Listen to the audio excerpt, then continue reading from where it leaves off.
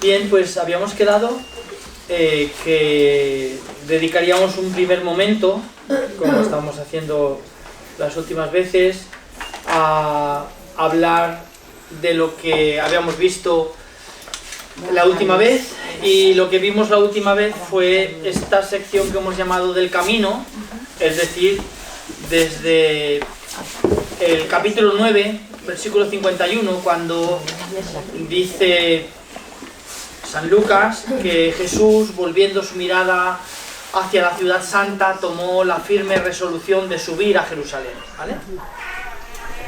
Y desde ahí, desde el capítulo 9, versículo 51, hasta el final de 18, algunos ponen también este comienzo del 19, es decir, el relato de Zaqueo, todavía en este subir a Jerusalén, por una razón importante, y es que también ese relato es exclusivo de San Lucas, no lo tiene ningún otro evangelista. De manera que lo que vimos el último día fue la parte más original del Evangelio de San Lucas, que no encontramos, salvo brevísimos textos, a veces son tan solo alusiones, en ningún otro evangelio. Desde el capítulo 9, versículo 51, hasta el capítulo 19, versículo 28, en el caso de que lleguemos hasta Zaqueo, tendríamos esta sección que llamamos del camino, y que correspondería a, por decirlo de alguna manera, la imagen que San Lucas tiene de Jesús, y nos presenta, tanto en sus palabras como en las acciones que realiza, algo que hace un hincapié pues bastante más pronunciado que el resto de los evangelistas sobre todos estos grupos marginales de aquella sociedad, ¿no? Y aquí aparecen pues muy vinculados, en primer lugar, a la buena noticia proclamada por Jesús como primeros destinatarios. Ellos son los primeros destinatarios de esa buena noticia de Jesús: los pecadores, los marginados, los pobres, los samaritanos, las mujeres, los huérfanos, las viudas, los pecadores, los publicanos, todo tipo de enfermos y tullidos, ciegos, cojos, mudos, mancos, sordos, leprosos, enfermos en también la estigmatización social que margina determinados grupos de gente con los que un judío no se puede juntar, y que sin embargo, ya digo, vemos que en estos capítulos, desde el 9 hasta el final, hasta el versículo 28 del capítulo 19, 10 capítulos, en donde ellos aparecen como los primeros destinatarios del reino de Dios. Pero no solamente esto, no solamente aparecen como primeros destinatarios del reino de Dios, sino que aparecen como modelos de acogida del mismo. Es decir,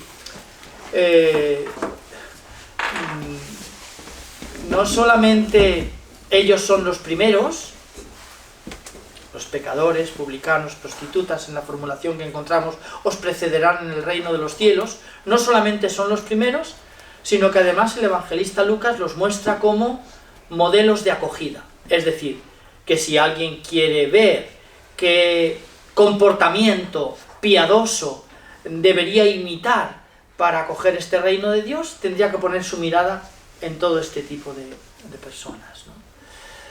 Luego estuvimos diciendo además que el Evangelio de Lucas recoge parábolas que son propias, suyas, y están todas concentradas en esta sección que llamamos la sección del camino, y como digo, denominada de esa manera porque, a diferencia de los demás evangelistas, San Marcos, que fue quien de alguna manera pensó en contar la vida de Jesús contar sus palabras y contar sus acciones contando un viaje, ¿no? Contando un viaje que va desde Galilea hasta Judea, desde Nazaret hasta Jerusalén. Y lo hace Marcos, el primero, lo hace Mateo, que también lo copia, pero Lucas, que también copia la idea, hace del viaje prácticamente la razón de ser de su relato, ¿no? Poniendo en este viaje a Jerusalén todos aquellos rasgos, como digo, que identifican al Jesús del que él quiere hablar.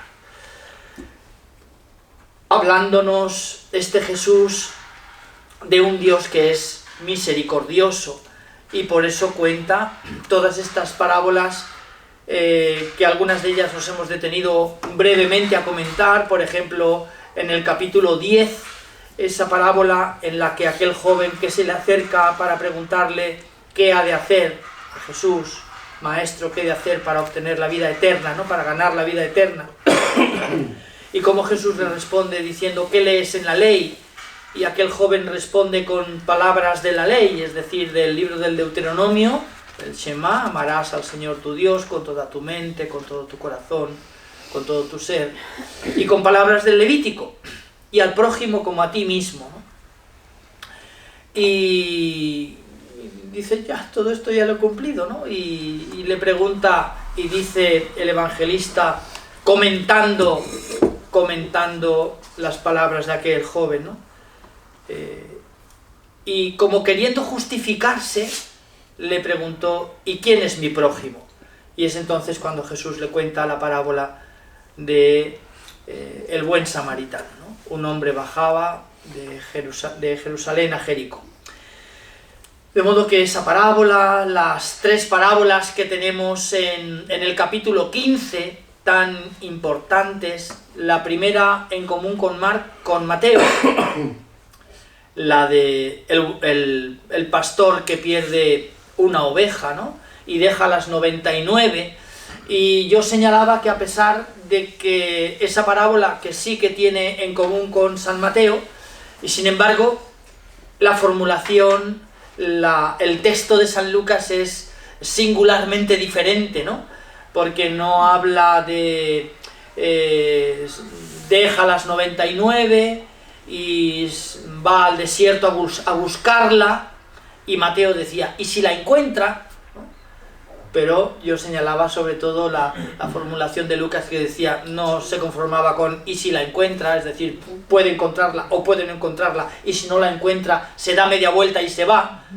Lucas dice ¿cuándo la encuentra? Es decir, la certeza de que aquel pastor no se va a ir a su casa hasta que la encuentre, ¿no? Y luego el hecho de que cuando la encuentra, también añade Lucas, la carga sobre sus hombros, se lo cuenta a todos y hace una fiesta. Rasgos que ninguno de estos está tampoco en la parábola paralela que cuenta Mateo, ¿no? De modo que incluso en esta parábola que cuenta también San Mateo, la redacción de San Lucas es tan característica que pone sobre todo todos estos acentos. Además, teniendo presente que esa parábola está unida a las otras dos, también en donde encontrar lo perdido es una fiesta, ¿no? La segunda parábola, que es la de aquella mujer que pierde la moneda y al final la encuentra, y la tercera, los versículos del 11 al 32, en donde se cuenta también la historia de un hijo perdido, ¿no? El conocido como el hijo pródigo. De modo que todos estos rasgos han identificado esta parte que casi diríamos pertenece a la redacción exclusiva de San Lucas, y no nos encontramos ni en San Marcos, el evangelio más antiguo, ni en San Mateo, y evidentemente tampoco en San Juan, que sigue una tradición distinta. Entonces vamos a dedicar unos minutos, si os parece, a si la lectura que durante este mes que ha transcurrido desde nuestro último encuentro hasta hoy, pues ha suscitado, o preguntas que surgieron en en el coloquio del mes pasado, del mes de marzo, pues ahora sería el momento de hablar de esto, antes de introducirnos en el capítulo de hoy, que sería lo inmediatamente siguiente, es decir, desde el capítulo 19, versículo 29, hasta el capítulo 21, versículo 36, ¿vale? Que, bueno, pues he dividido un poco el final del Evangelio, que tiene tres partes: esta, la llegada a Jerusalén, el comienzo de los acontecimientos relacionados con la pasión de Jesús y la resurrección, ¿vale? Son tres fragmentos. Uno lo veremos hoy, la llegada a Jerusalén; el otro lo veremos en el mes de mayo; y el último lo veremos en el mes de junio, que estaba hablando con don Gonzalo. Tenemos que cambiar la fecha que habíamos previsto, el día 18 de junio, porque el 18 de junio, si Dios quiere, el Departamento de Sagrada Escritura de la Facultad de Teología estaremos en el Congreso Bíblico de Pamplona. Esas fechas no las sabemos a principio de curso, las sabemos entrado el curso, y bueno, pues ha coincidido que tenemos el coloquio, y le proponía a don Gonzalo cambiarlo o bien la semana antes, el 11 de junio, o bien la de después, el 25 de junio, y parece que... Después de San Juan. Después de San Juan. Claro. Cerraremos el curso prácticamente esos días. Vale, pues tenéis vosotros la palabra ahora, si queréis, durante un ratito. Dudas, aportaciones, ya visteis que se trata también no solamente de cosas que no quedarán claras, sino de aportaciones al coloquio, ¿no? Que en esto pues consiste también el planteamiento que ya hicimos el año pasado y el anterior, cuando empezábamos con los coloquios con San Pablo.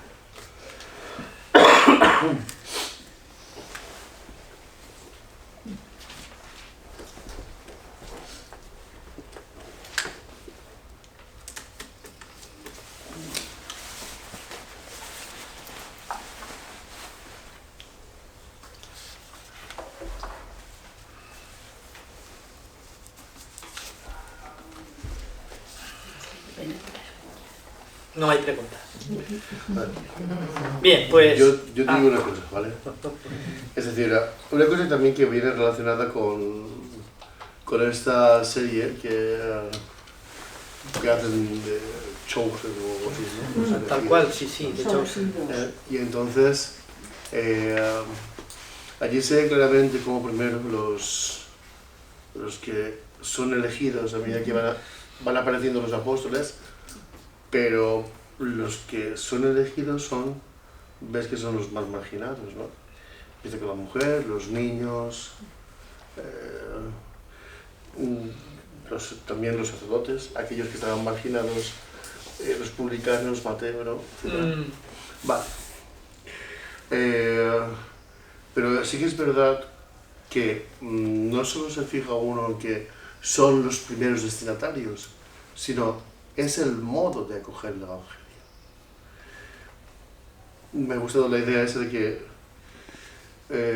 ser pobre o ser niño, ser diferente, es el modo, digamos, y no hay otro modo, de que el Evangelio sea acogido en tu interior.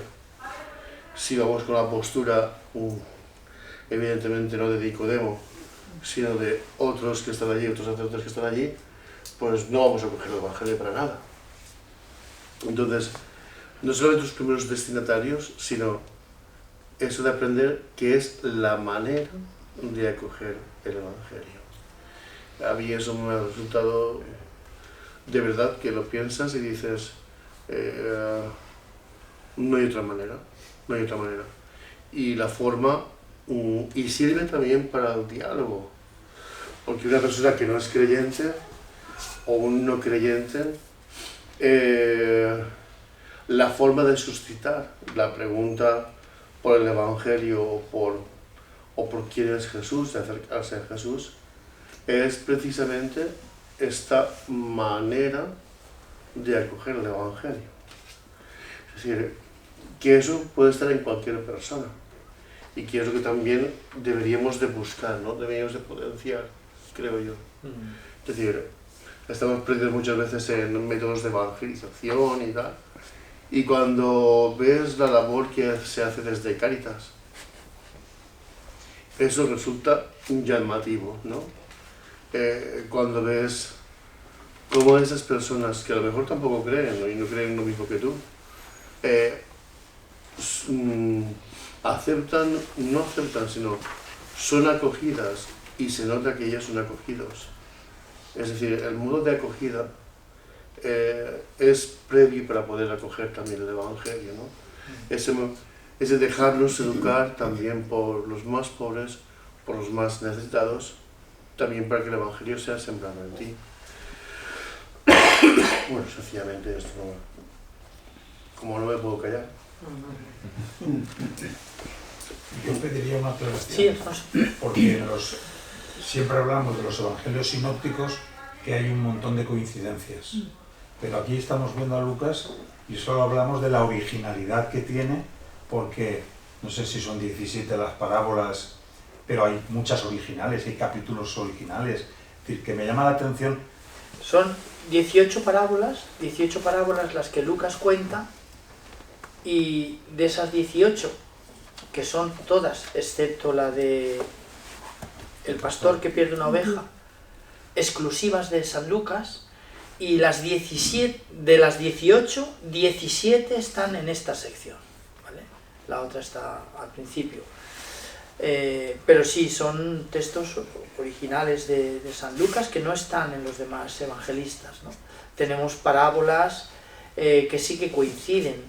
Tenemos parábolas fuera del Evangelio de Lucas que coinciden con, que esa sería otra, ver las parábolas que coinciden de Lucas con Marcos o con Mateo, y ver cómo en esas que coinciden, en todas ellas encontramos cositas, ¿no? Que te dicen, vaya, es lo mismo pero no es lo mismo, ¿no? Y sí, pero no era esta tu pregunta. La pregunta un poco es, cuando hablamos de los sinópticos, es siempre por la coincidencia en un montón de versículos. Pero al estar viendo ahora todo de Lucas, vemos que hay mucha parte que no hay coincidencia. No sé si esto se podría valorar. Sí. ¿Cuál es la coincidencia y cuál es la no? Sí, bueno, es que en esta parte, que es la que vimos el día pasado, está todo lo diferente. Quiero decir que lo primero que hicimos después del Evangelio de la Infancia, es decir, desde el capítulo 3, versículo 1, hasta el capítulo 9, versículo 50, San Lucas va repitiendo a San Marcos, con muchos matices, pero lo va repitiendo, ¿no? Y ahora, la que vamos a ver hoy, desde el capítulo 19, versículo 29, hasta el capítulo 21, versículo 36, San Lucas vuelve a recoger a San Marcos, pero también con estos matices, ¿no? De manera que sinopsis y sinóptico es una palabra que significa con un golpe de vista, ¿no? Y lo que significa esto aplicado a los evangelios es que con un golpe de vista, es decir, si los ponemos en columnas paralelas, como a veces pues hay libros que se llaman así, sinopsis de los evangelios, ¿no? Y están en 3 columnas, Marcos, Mateo y Lucas, los tres relatos, en donde uno puede apreciar no solo en lo que se diferencian, sino también en lo que coinciden. Por ejemplo, en esas 3 columnas, cuando encontramos un texto aquí de 5 líneas en Marcos, un texto de 5 líneas en Mateo y un texto de 5 líneas en Lucas, que además esas líneas, si la sinopsis está bien hecha, se hace coincidir para que en la misma línea quepan todas las palabras, que son casi la misma formulación, pero entonces, me estáis siguiendo, ¿verdad? Pero entonces vemos con un golpe de vista que, pues que a lo mejor tenemos esas 5 líneas, 5 líneas, 5 líneas, pero de repente vemos un espacio totalmente en blanco en Marcos y tenemos texto en Mateo y texto en Lucas, o al revés, ¿no? De modo que podemos ver no solo en lo que coinciden, sino también en lo que se diferencian con un golpe de vista, que es lo que significa la palabra sin con opsis, con una mirada, ¿no? Con una mirada. Y vuelvo a decir, en el caso de San Lucas, en el Evangelio, es también muy evidente, ¿no?, aquellos textos que tiene en común con San Marcos y también con San Mateo, y sin embargo, pues a pesar de que dicen casi lo mismo, no es lo mismo, ¿no? Como veremos hoy dentro de un ratito también.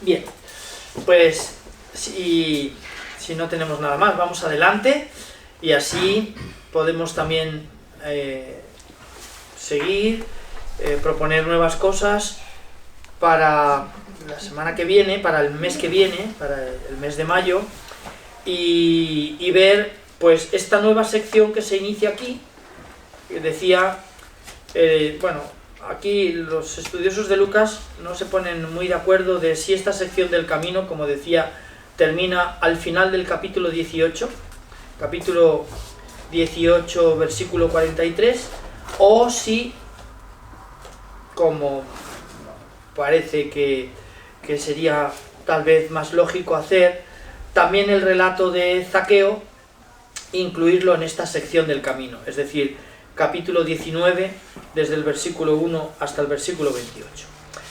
¿Qué comienza en el capítulo 19, versículo 19? Pues Jesús ha llegado a Jerusalén. En realidad, esta sección que llamábamos la sección del camino, comienza cuando Jesús gira la mirada hacia donde está Jerusalén y decide, además con una expresión muy gráfica, apretando su rostro, ¿no? Es decir, sabiendo que lo van a matar, porque probablemente, digamos que las palabras pronunciadas por Jesús, las acciones protagonizadas por él, han creado en determinados ámbitos de aquella sociedad un conflicto. Por un lado, un conflicto político, por un lado, un conflicto social, y por otro lado, además, un conflicto religioso, ¿no? Con las autoridades religiosas de Israel se ha creado un conflicto porque de lo que se desprende de sus palabras es que aquel profeta no es solo un profeta, sino que, si sus discípulos tienen razón, ese profeta es el Mesías, ese profeta es el Hijo de Dios. Pero, ¿es que acaso esto es posible en la fe monoteísta de Israel? ¿Es posible afirmar que aquel profeta fuera Hijo de Dios, que aquel profeta fuera Dios? Bueno, esto provoca un problema de contenido religioso con las autoridades, ¿no?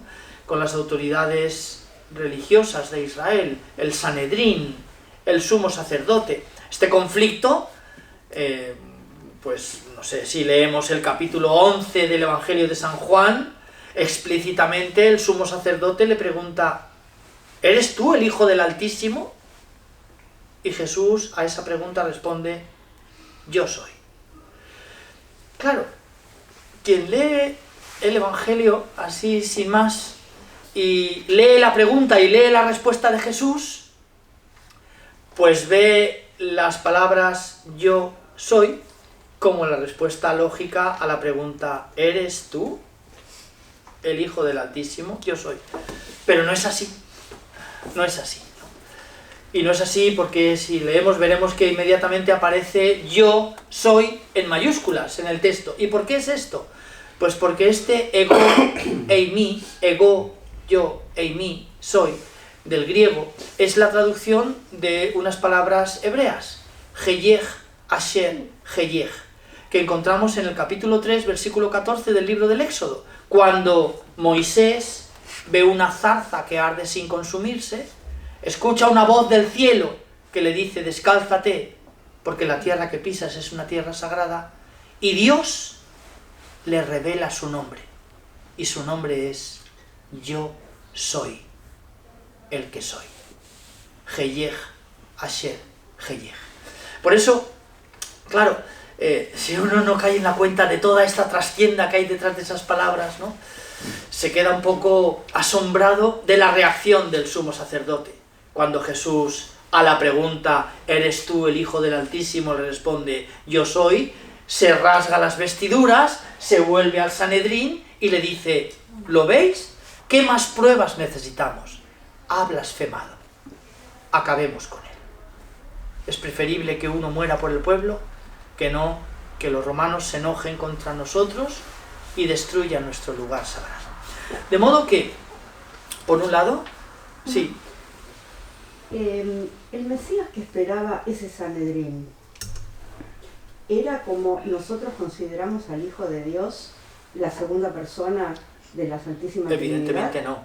Evidentemente no. ¿No era Dios? Evidentemente no. Quiero decir que, he dicho enseguida, evidentemente no, a la formulación que has dicho, la segunda persona de la Santísima Trinidad. Claro, ¿no? Sí, no, obviamente, no, pero quería referirme... Que esto tiene una carga teológica que incluso dentro del cristianismo habrá que esperar al siglo IV, Nicea, después Éfeso, en el siglo V, después Calcedonia, después Constantinopla, segundo de Calcedonia, segundo de Constantinopla, en donde se va a hablar de esto. Es decir, en los evangelios que vemos, evidentemente, el impacto que produce este profeta Jesús de Nazaret, el profeta de Nazaret, que muchos dicen evidentemente es más que un profeta, ¿no?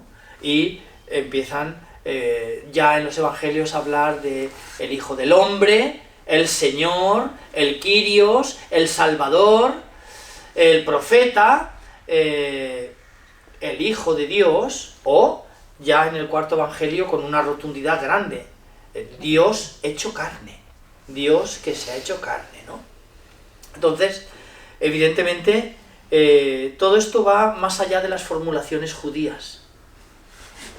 No solamente más allá de las formulaciones judías, sino que va más allá de los parámetros de comprensión religiosos del judaísmo aferrado a un monoteísmo estricto. Dios es Yahvé, el Señor, que aparece en el... ¿Cómo? No cabía otro. Claro. Sí, por sí, esto... pero no cabía otro, pero siguen esperando el Mesías, que es el otro. Sí, pero no, ¿qué tipo de otro es? No, por eso digo que, claro que siguen esperando el Mesías, pero Mesías es una... Aquí, claro, aquí abrimos un inmenso campo de discusión, porque lo primero que hay que preguntarse, ¿esperaban de una manera unívoca, es decir, todo el judaísmo, los diferentes grupos de judíos presentes en la sociedad de aquella Palestina del siglo I, tenían una imagen única del Mesías que tenía que venir? No la tenían. Unos esperaban un Mesías sacerdotal, unos esperaban un Mesías de la estirpe de José, unos esperaban un Mesías que acaudillaría a los judíos nacionalistas, representados sobre todo por el grupo de los celotas, que se rebelarían contra los romanos y tomarían las armas y harían que... unos esperaban un Mesías no violento, unos esperaban un Mesías que se retirara al desierto y que buscara a los puros. Es decir, nos encontramos con que los diferentes grupos judíos de Israel, esenios, fariseos, saduceos, celotas, samaritanos, herodianos, gente que estaba involucrada con la búsqueda del reino de Dios, por ejemplo, discípulos que tenían maestros, por ejemplo, los discípulos del Bautista, ¿no? Y todos ellos, por ejemplo, para que veamos un ejemplo gráfico, los discípulos del Bautista, maestro, le dicen a Jesús, nuestro maestro, Juan el Bautista, nos manda a preguntarte, ¿eres tú el que ha de venir? ¿O tenemos que esperar a otro? Quiero decir, ¿qué expresa esta pregunta, ¿no? Expresa el asombro de decir, ¿qué está diciendo el profeta de Nazaret? Pero el Mesías ¿Qué? de los judíos tiene la misma naturaleza que Dios, no. No, La consideramos. no, por esto digo que No. el Mesías que tenía que venir era el ungido de Dios, el ungido de Dios, Ungido. el enviado de Dios, ¿no? Pero cuando has preguntado esto, pues he dicho que aquí se abre un inmenso campo de reflexión, precisamente por esto, ¿no? Por la no única imagen de mesianismo dentro del judaísmo. Hace unos años se celebró precisamente entre estudiosos del cristianismo antiguo y del cristianismo primitivo y del judaísmo antiguo, del judaísmo de la época de Jesús, un congreso que publicó sus actas con ese título, Mesianismo, en donde se pone de manifiesto precisamente esto, ¿no? La no única expectativa, pero y bueno, en alguna de ellas encajaría Jesús, podríamos pensar. En alguna de ellas encajaría Jesús. ¿Y qué pasaría si no encajó en ninguna de ellas? Ni en el Mesías que esperaban los fariseos, ni en el Mesías que esperaban los celotas, ni en el que esperaban los saduceos, ni en el que esperaban los esenios, ni en el que esperaban otros grupos de judíos piadosos que esperaban la llegada del reino de Dios traído por un hijo del hombre. ¿Qué da la sensación? Pues que ni en lo que Jesús dice, ni en lo que Jesús hace, su imagen como Mesías esperado y anunciado según una determinada interpretación de las Escrituras. No digo que las Escrituras no nos hablaran de un Mesías como Jesús, porque por ejemplo la lectura que hará San Pablo, San Mateo, pues va a ser cómo las Escrituras se cumplen en Jesús, ¿no?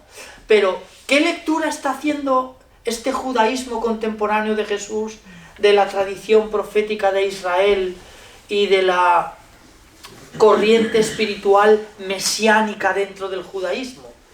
Desde luego, una lectura en la que esto no se cumple en Jesús.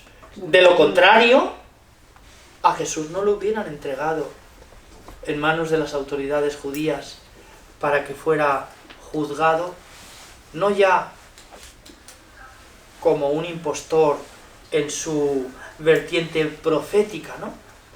Acusado de falso profeta y de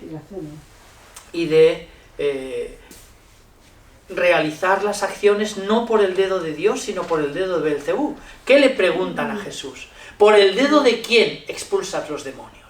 ¿Por el dedo de Dios? Es decir, eres el enviado de Dios, el ungido de Dios, un representante de Dios, las acciones que realizas las haces en su nombre.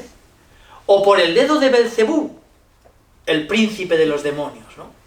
Bueno, el hecho de que leamos en un tratado, el tratado Sanedrín, uno de los tratados de la Mishnah, contenido en el Talmud, que recogería las actas penales, ¿no?, del judaísmo, y en el libro sexto del tratado Sanedrín se lee.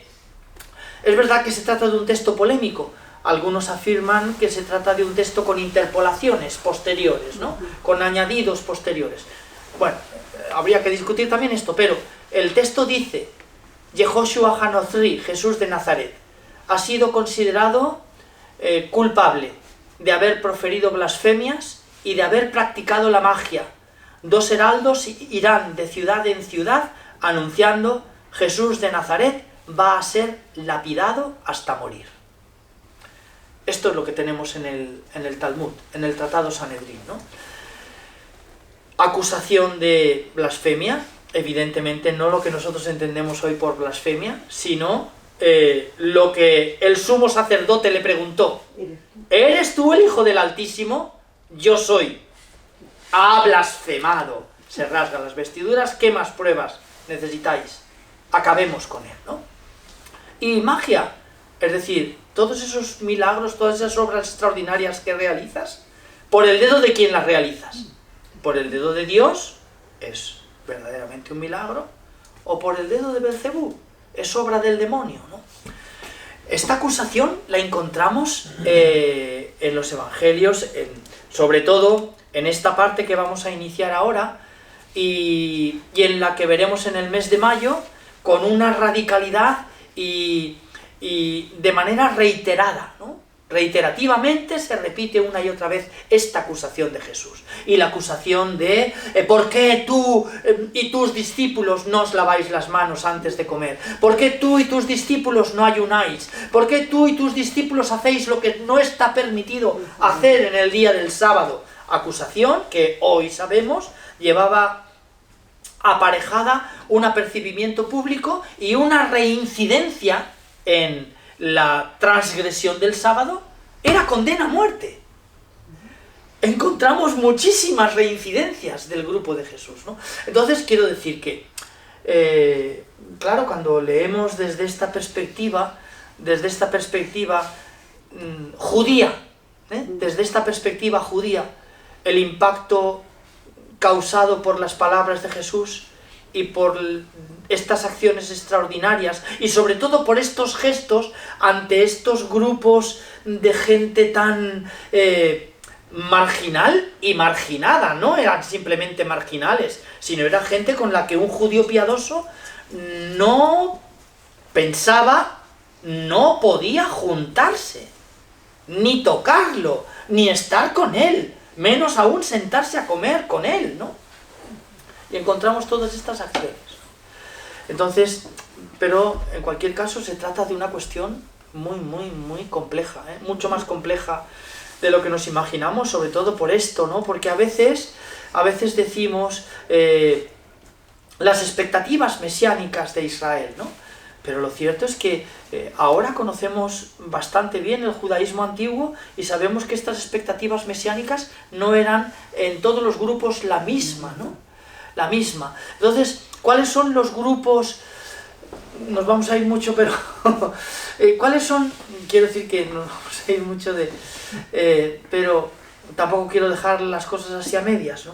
¿Cuáles son los grupos importantes en tiempos de Jesús? 4. Fariseos, saduceos, esenios y celotas, ¿no?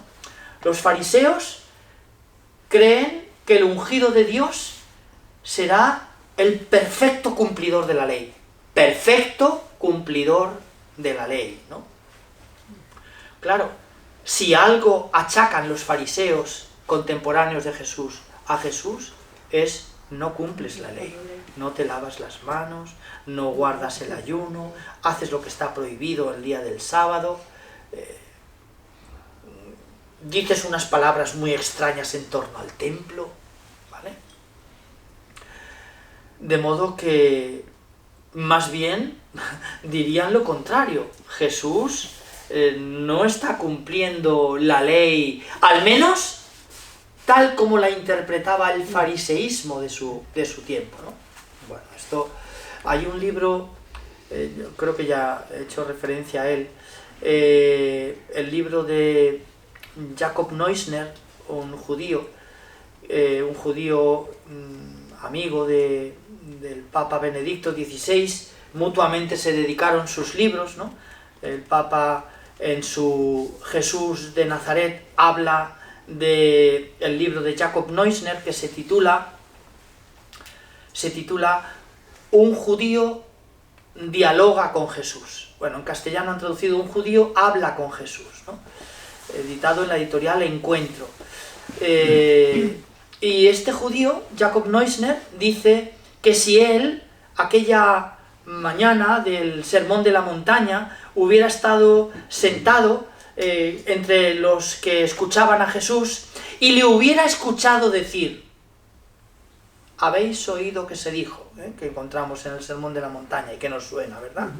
Habéis oído que se dijo, está en el capítulo 6 del Evangelio, al principio tenemos en el capítulo 5 donde comienza el Sermón de la Montaña, las bienaventuranzas, inmediatamente después 2 fragmentos en donde se habla de vosotros sois la luz del mundo, vosotros sois la sal de la tierra. Luego en el versículo 17 de ese capítulo 5, la clave de lectura: no he venido a abolir la ley, sino a llevar la ley a su cumplimiento. E inmediatamente después comienzan lo que llamamos las antítesis, que es esto que he empezado a formular.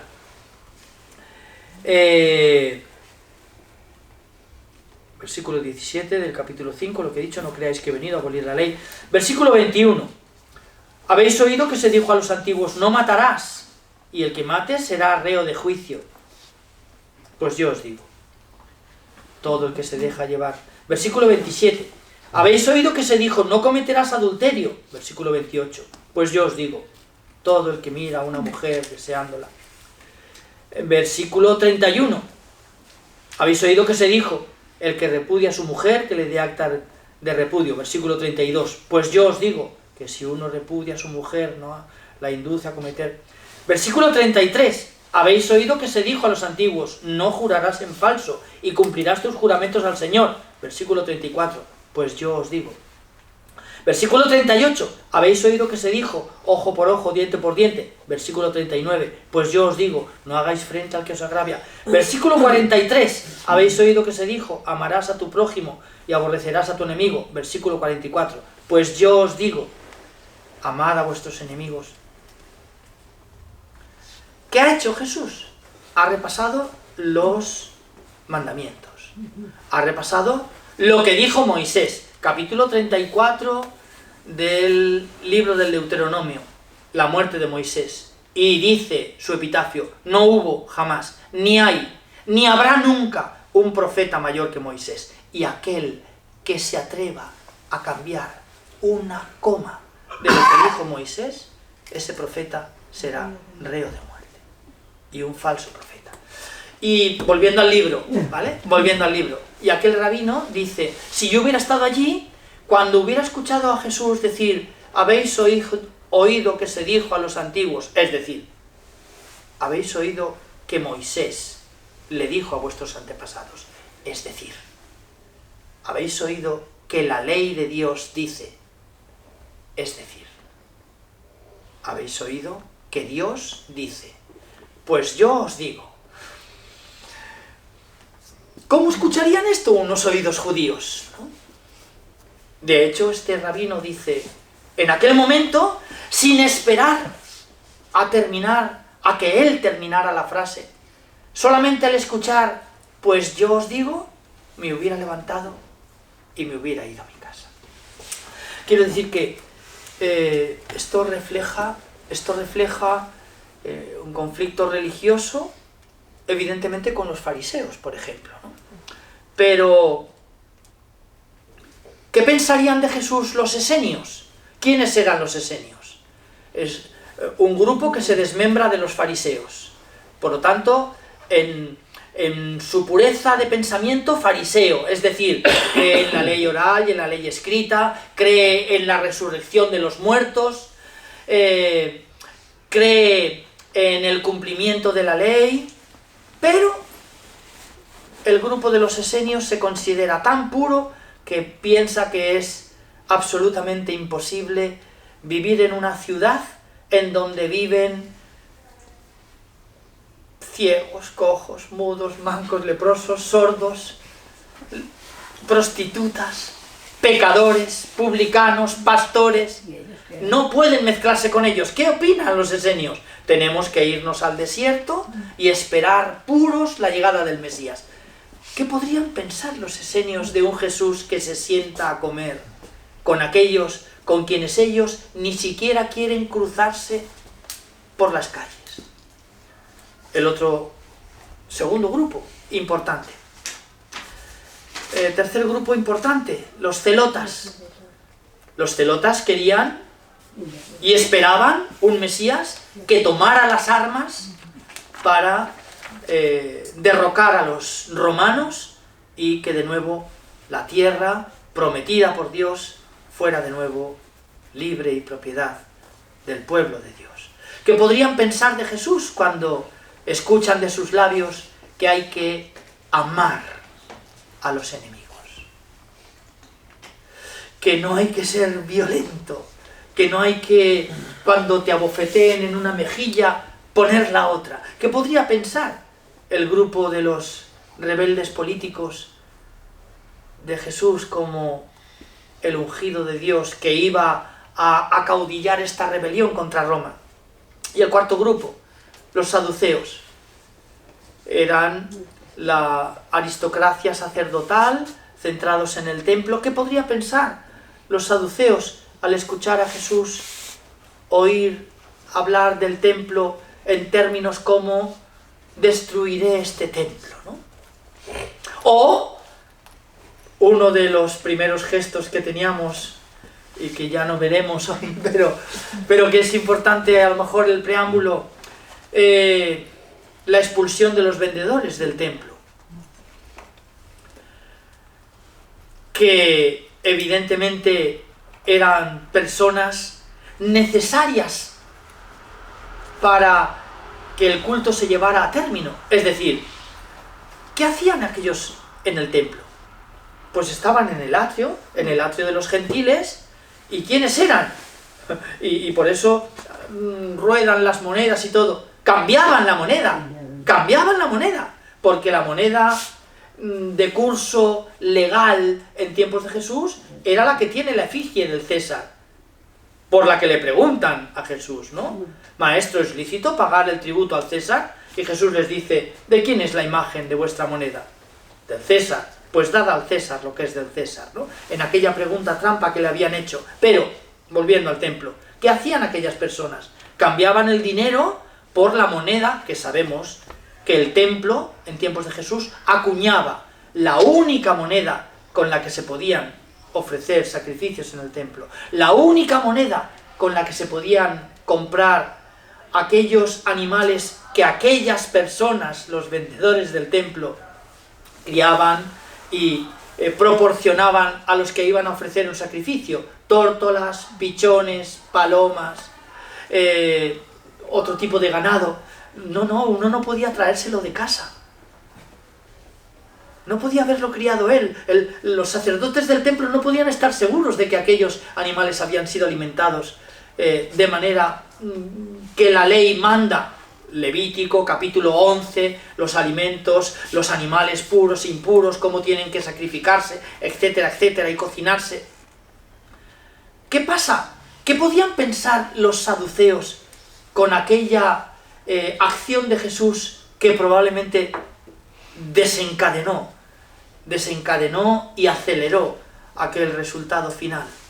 Es decir, ¿este es el Mesías? ¿Alguien que impide que el culto del templo pueda desarrollarse en paz, expulsando de él a las únicas personas que lo iban a poder hacer? Imaginémonos algo similar, para que entremos en sintonía, ¿no? Algo similar en una plaza de San Pedro abarrotada de creyentes, de peregrinos, y alguien llega allí y se lleva todo lo que hay encima del altar para celebrar la Eucaristía. Bueno, tal vez podamos hacernos una idea, ¿no? De modo que estos eran las cuatro credenciales que podía tener el Mesías Jesús entre aquellos grupos que interpretaban en aquel momento la ley de una determinada manera, y entre ellos enfrentados, ¿no? Entre ellos enfrentados. Por eso digo que, claro, cuando hablamos del Mesías, pues hay que pormenorizar, ¿no? Y entrar en más detalles. La cosa es muy compleja, ¿no? Y hace que no sea fácil hablar de esto, ¿no? En cualquier caso, evidentemente, entre los seguidores de Jesús, tanto el evangelista Mateo, que a veces de pasada he dicho, hay un estribillo que se repite constantemente sin cesar en el Evangelio según San Mateo: así sucedió para que se cumpliera lo que dijo el Señor por boca del profeta. Y cada vez que cuenta algo de Jesús, San Mateo dice esto: así sucedió para que se cumpliera lo que dijo el Señor por boca del profeta. Y el primero que nombra es Isaías: la Virgen concebirá y dará a luz un niño, y le pone por nombre Emmanuel. Y dice el evangelista, que significa Dios con nosotros, ¿no? Pero continúa. Así sucedió para que se cumpliera lo que dijo el Señor por boca del profeta Miqueas. Y tú, Belén de Efratá, no eres la menor entre las ciudades. Y todo el relato de Mateo es una hilazón de estos textos, ¿no? Es decir, San Mateo, que ya estamos viendo los acentos de San Lucas son otros, pero los de San Mateo son mostrar para aquella comunidad para la que él escribe, con fuertes raíces judías, que además ha sido expulsada de la sinagoga, ¿vale? Ha sido de alguna manera excomulgada del culto judío, y él les escribe un evangelio con este estribillo que se repite una y otra vez, es decir, las escrituras, la tradición de Israel, lo que dijeron los profetas, se cumple en Jesús. Jesús es el cumplimiento de las escrituras. Esto mismo lo hizo también Pablo. El cristianismo tuvo la gran suerte, ¿no?, de que nuestro ya compañero de camino, Pablo de Tarso, a quien hemos acompañado por sus viajes, ya llevamos 2, ¿no?, el de las tierras de Asia Menor, por la actual Turquía, el que hicimos el año pasado en aquel viaje llamado de la muerte, prisionero, encadenado, condenado a ser juzgado por el tribunal imperial, y que, bueno, pues Pablo en sus cartas nos habla de cómo todo lo que sucede con Jesús sucede porque así se cumplían las escrituras, ¿no? Os transmito, hermanos, 1 Corintios capítulo 15, versículo del 3 en adelante. Lo que yo a mi vez recibí, que Cristo el Señor murió por nuestros pecados, según las escrituras. Que fue sepultado, que se apareció, y empieza a especificar las apariciones, ¿no? A Simón, a Santiago, a más de 500 hermanos. Por último, dice, refiriéndose a él mismo, a mí, que fue sepultado, que se apareció y que resucitó de entre los muertos al tercer día, según las escrituras. Es decir, en las cartas de San Pablo nos encontramos también esto mismo, ¿no? Probablemente al mejor, mayor y mejor conocedor, mayor intérprete, mejor conocedor de las escrituras sagradas, y que pues le resultó relativamente fácil mostrar también cómo las escrituras se cumplían en Jesús y cómo lo que sucedía en Jesús había sido según las escrituras, ¿no? Quiero decir que bueno, pues se trata probablemente, esa pregunta que has hecho es una pregunta muy difícil de responder, ¿no? Sobre todo por el calibre, ¿no? Por el calibre y porque las cosas son más complejas, mucho más complejas de lo que nos pensamos, ¿no? Pero lo cierto es que hay una evidencia, y es que a Jesús no lo entregaron en manos de los romanos gente alejada de la práctica religiosa y convencida de que lo que hacían, como dice el mismo Jesús, cuando me entreguen, creerán que están dando culto a Dios. Claro, cuando uno se pone a pensar esto, se da cuenta de que evidentemente las palabras pronunciadas por Jesús y los hechos protagonizados por él no solo provocaron un conflicto social. ¿Por qué? Pues porque los de abajo, los que nadie quería estar con ellos, los proscritos, resultaba que habían sido puestos como los primeros en el reino y modelos de acogida del reino de Dios, ¿no? Claro, ¿qué pensaría cualquiera de estos, fariseo o saduceo, cuando convencidos de la importancia de celebrar el culto en el templo o en la sinagoga se escucharan de labios de Jesús. Si cuando vayas a presentar tu ofrenda ante el altar te das cuenta de que estás enemistado con tu hermano, o de que tu hermano está enemistado contigo, se puede traducir de las dos maneras, de manera que no hay escapatoria, ¿no? Me he enfadado yo o se han enfadado conmigo. Si te das cuenta de que estás enemistado con tu hermano, deja tu ofrenda a los pies del altar, vete a tu casa, reconcíliate con tu hermano, y solo cuando te hayas reconciliado con tu hermano, tu ofrenda será agradable a los ojos de Dios. Claro, ¿cómo se sentirían aquellos que iban a la sinagoga porque era el sábado, o porque era una fiesta que había que celebrar, o que subía al templo porque era una de las 3 veces? ¿Qué nos pasaría a nosotros si cuando venimos del domingo alguien en la puerta nos parara y nos dijera: ¿a qué vienes? ¿A qué vienes a esta misa de los Santos Juanes que se retransmite online? ¿A qué vienes aquí? Si no te hablas con tu hermano y le pegas a tu mujer y no tienes tiempo para tus hijos, ¿a qué vienes aquí? Pues uno se sentiría contrariado, ¿no? Y pues me imagino que en tiempos de Jesús pues sucede esto con los mandamases, ¿no? de la autoridad religiosa en aquel momento. Claro, y ya puestos así, no quería hablar de todo esto hoy. No quería hablar de todo esto hoy. Porque es más para el mes de mayo. Porque claro, allí nos preguntaremos, pero bueno, no va a venir del todo mal introducirlo. ¿Qué alternativa tienen? ¿Qué alternativa tienen? Los que le escuchan, ¿qué alternativa tienen? O Jesús tiene razón, lo que dice viene de Dios, lo que hace viene de Dios. Pero si eso es así, ¿tenemos que cambiarlo todo? Porque lo estamos haciendo todo mal. ¿Estamos interpretando mal la ley? Y resulta que... O lo contrario. No. Jesús no puede tener razón. Jesús es un falso profeta. Ahora, si es un falso profeta, merece la muerte.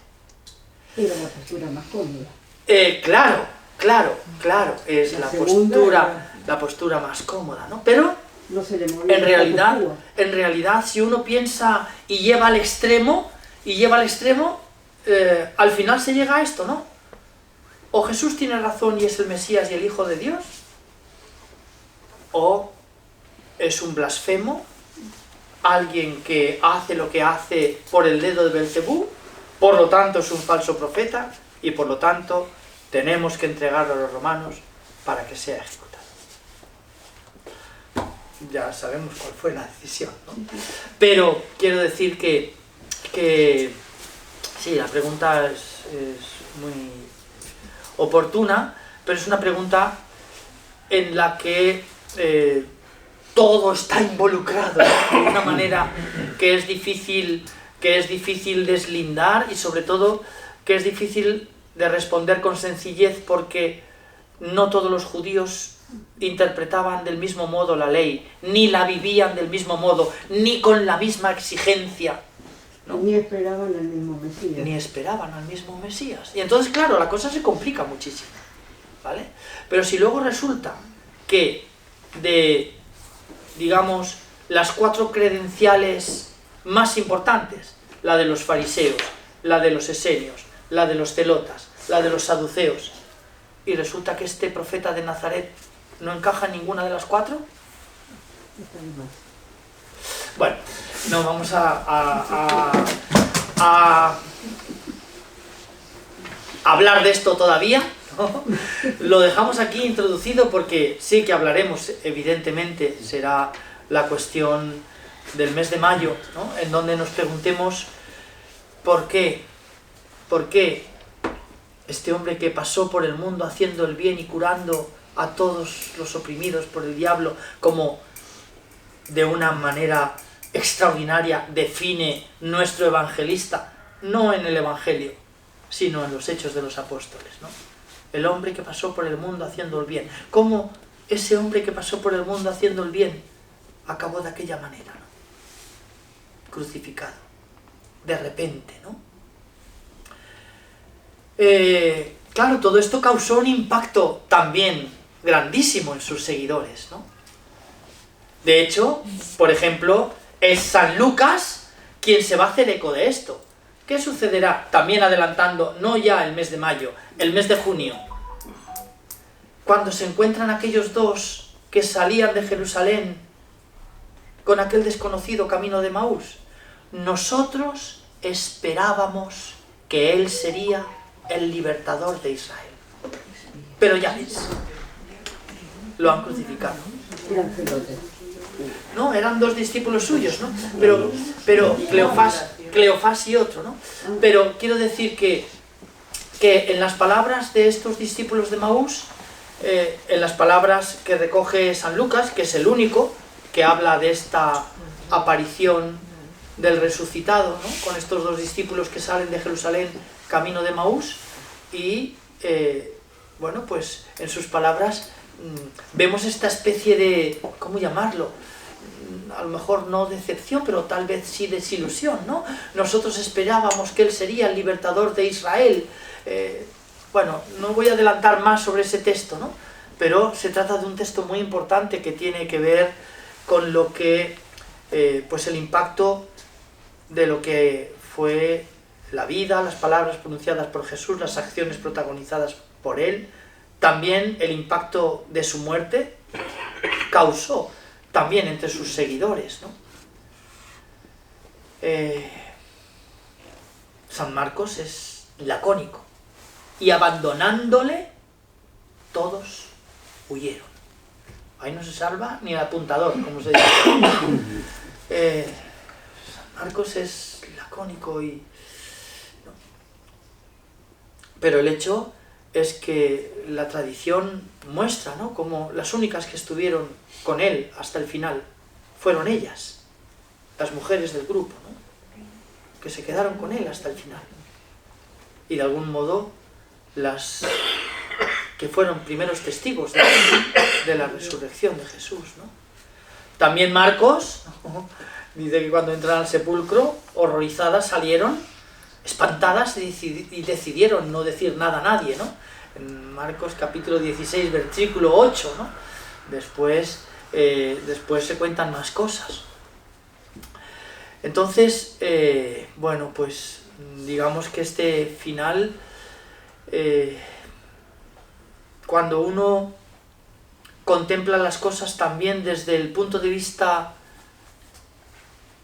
desde el otro punto de vista, ¿no?, del de los judíos, ¿no?, puede entender lo que este rabino decía. Si yo hubiera estado allí aquel día y hubiera escuchado a Jesús decir: habéis oído que se dijo a los antiguos, no matarás, pues yo os digo, en ese momento, sin saber lo que iba a decir, no le hubiera dejado terminar las palabras, me hubiera levantado y me hubiera ido.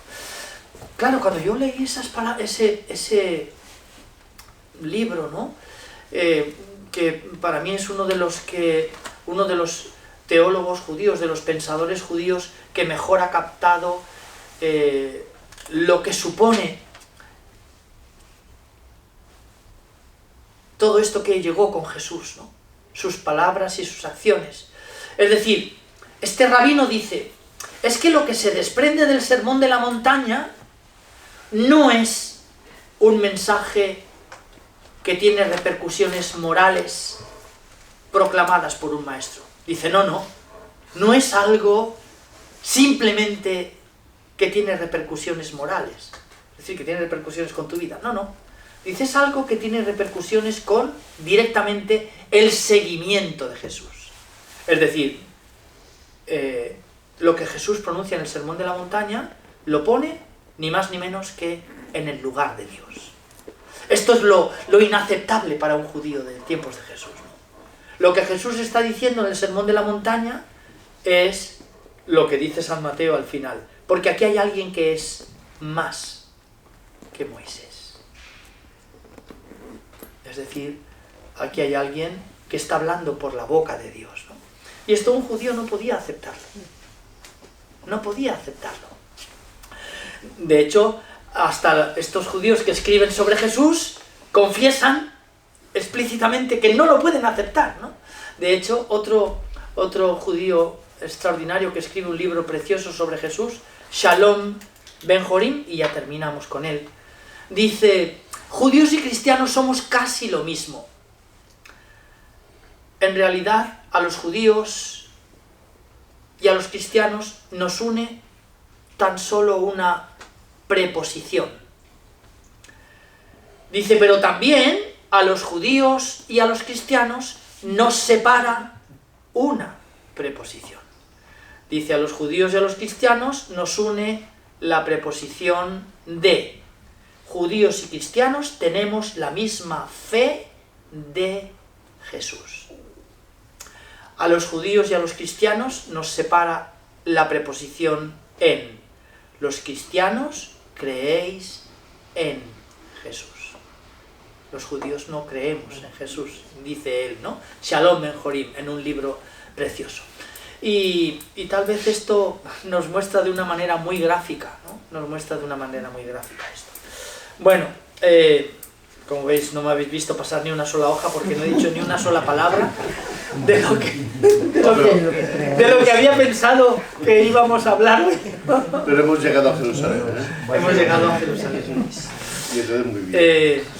Bueno, terminamos aquí porque hemos dicho que nos vamos a ver un momentín, ¿vale? Sí. Agradecemos como siempre, ¿no? Sí, vamos ¿verdad? a... Sí. Es decir, y tener en cuenta también se puede repasar todo esto del mesianismo y con estos dos libros, o con estos dos pensadores judíos, que para nosotros también nos puede servir también para centralizar también el acontecimiento de Cristo, es decir, cada cosa que sea. No sé, damos gracias a don Ricardo Lázaro por sus palabras, también por su tiempo, y también agradecemos a vosotros vuestra presencia. De verdad, os emplazamos para la próxima, en el mes de mayo, y pensad que en el mes de junio será después de San Juan.